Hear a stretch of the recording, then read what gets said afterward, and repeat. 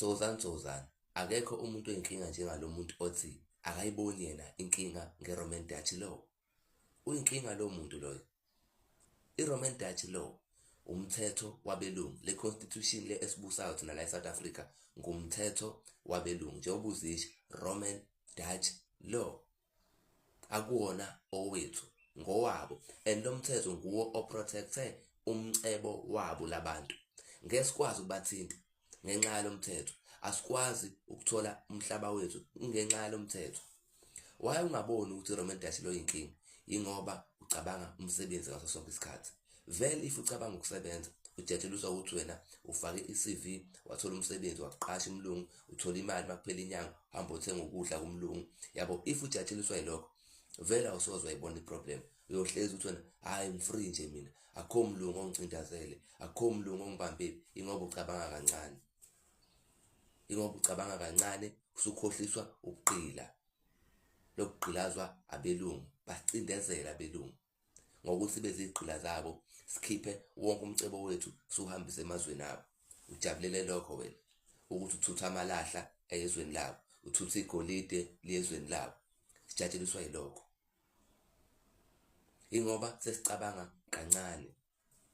That's why sithi asiyibona iproblem nge-Roman Dutch law. Iproblem nge-Roman Dutch law uyayibona mhla wayeka ucinga ijob. Wathinta izinto ezideserve ukuthi zitholwe nguwe emhlabeni wakho. Ila uzoqala khona ubona yini i-Roman Dutch law. Masithi i-Roman Dutch law i-problem. Inkinga usacabanga umsebenzi. That's why ungasoze wabona ukuthi i-problem. Wakayithinti izinto ezicayi. Usacabanga umsebenzi. That's why singasoze sabona ukuthi i-problem. Asoze buka kuleyo umlando omncane le mayelana ngomsebenzi. Thina asikazi sikuthanda ukusebenza. Ukusebenza kuthina kwaba yinto yenkani. Saphoqwa kanjani? Yabo, if usofuna ukuyibuka kahle lento le, buka umlando wala eRichards Bay. Buka uqala walezi inkampani oAlsaf, yabo lezi inkampani la le namhlanje seyaba uSouth 32. Ubuka lezi inkampani eseRichards Bay, because iRichards Bay yona ephethe ihaba enkulu kunawo wonke amahaba la eSouth Africa. Richards Bay inomlando obucayi, KZN nomlando obucayi, and nomlando wakhona serious, nama details amaningi serious. Abelungu ukuze sisebenze, khumbula thina besinokudla kwethu, sinayo yonke into emhlabeni wethu. Besingamakhosi, bufica inkosi nenkosikazi, inkosazana nenkosana. Besingamakhosi emhlabeni wethu. Ngenxani besinayo yonke into, yonke lento oyibona namhlanje yenza umlungu ebe rich, bekungeyethu. Bekuyizinto zethu, ethiwa besingamakhosi, and nabo bafike babona amakhosi mabefika emhlabeni wethu. Iyona into yabenza bebe nomona, bebe nenzondo, ngathi bebuka indlela esiphila ngayo, indlela esinayo yonke into ngakhona. But awusoze kubona lokho ngenxa wena cabanga ijob. Buka ngifuna ukutshengisa singena kanjani ekusebenzini. Abelungu basifice sinemfuyo, sinazo zonke izinto esizidlayo, sitshalile amabele, sitshale unyawuthi, sitshale uphoko. Akekho umuntu engathatha umbila enze ngawo impuphu kukhona unyawuthi. Kuze kube namhlanje impuphu yonyawuthi iyabiza. 10 kg yakhona 600 rand. Yabo, izinto besinazo lezo. Yabo. So umlungu ufika nombila, umbilo wabo. Buka thina benzani kuthina. Abelungu babefuna sisebenze, bezofuna ukuqala umgwaqo wezitimela lo ozothutha zonke lezi zinto. Sebengenile impela abelungu. Benzana abelungu? Abelungu ba destroy imfuyo eKZN ukuze bengene 85% wemfuyo yaseKZN bayibulala abelungu.